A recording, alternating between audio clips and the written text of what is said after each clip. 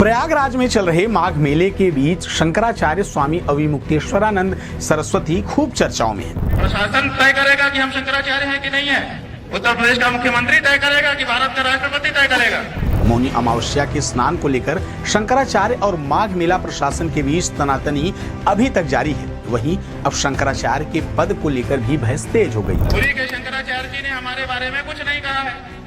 उन्होंने न तो कहा कि ये नहीं है और उन्होंने न तो कहा कि ये है। कुछ लोग स्वामी अविमुक्तेश्वरानंद के शंकराचार्य होने पर भी सवाल उठा रहे हैं, तो वहीं शंकराचार्य कह रहे हैं कि कोई हमें सर्टिफिकेट नहीं देगा। ऐसे में यह जानना बेहद जरूरी है कि शंकराचार्य कौन होते हैं, उनके पद का क्या महत्व होता है और इस पद पर पहुंचने की प्रक्रिया क्या है। तो चलिए आपको सबसे पहले बताते हैं कि शंकराचार्य का पद क्या होता है। सनातन धर्म में शंकराचार्य का पद सर्वोच्च माना जाता है। यह पद मठ का प्रमुख संत या गुरु ही प्राप्त करता है, जो सबसे विद्वान, वेदों और उपनिषदों का जानकार होता है। मठों की स्थापना का उद्देश्य धर्म का प्रचार, सामाजिक शिक्षा और आध्यात्मिक मार्गदर्शन देना है। भारत में कुल 4 प्रमुख मठ हैं, जिनमें ज्योतिर्मठ उत्तराखंड, शारदा मठ गुजरात, गोवर्धन मठ पुरी ओडिशा और श्रृंगेरी मठ कर्नाटक है। इन मठों के प्रमुख को ही शंकराचार्य कहा जाता है। मठों के प्रमुख के रूप में शंकराचार्य न केवल धार्मिक और आध्यात्मिक नेतृत्व करते हैं, बल्कि समाज सेवा, शिक्षा और धर्म के प्रचार में भी अपनी अग्रणी भूमिका निभाते हैं।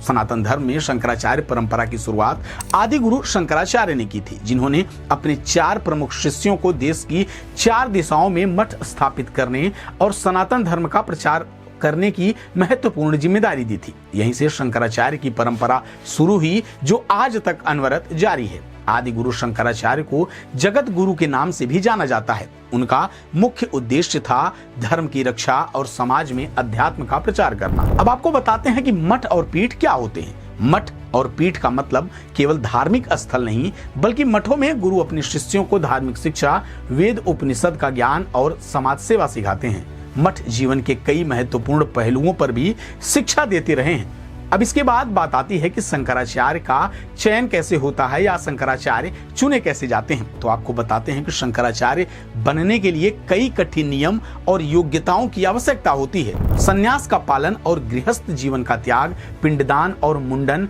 वेद उपनिषद, पुराणों और वेदांगों का ज्ञान होना इस पद के लिए आवश्यक होता है। मठ के वर्तमान शंकराचार्य अपने सबसे योग्य शिष्य को गुरु शिष्य परंपरा के तहत इस पद के लिए चुनते हैं। इसके बाद काशी विद्वत परिषद और संत सभा की मंजूरी मिलती है। सभी अनुमोदन मिलने के बाद शिष्य को शंकराचार्य की उपाधि से नवाजा जाता है। अब इसके बाद बात करें तो धार्मिक मान्यताओं के अनुसार शंकराचार्य न केवल मठ के प्रमुख होते हैं, बल्कि वे सनातन धर्म के संरक्षक और प्रचारक भी होते हैं। शंकराचार्य का चयन वरिष्ठ संतों और मठ परिषद की सहमति से भी होता है।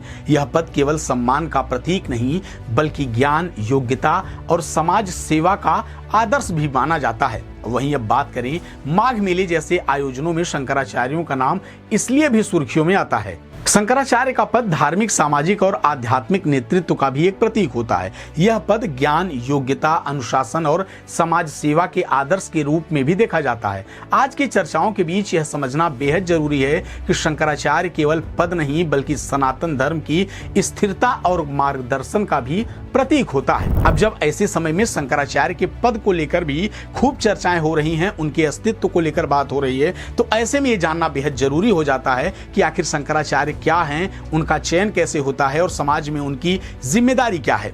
तो इस वीडियो को लेकर आपकी क्या कुछ राय है, हमें कमेंट बॉक्स में जरूर बताइएगा। धन्यवाद।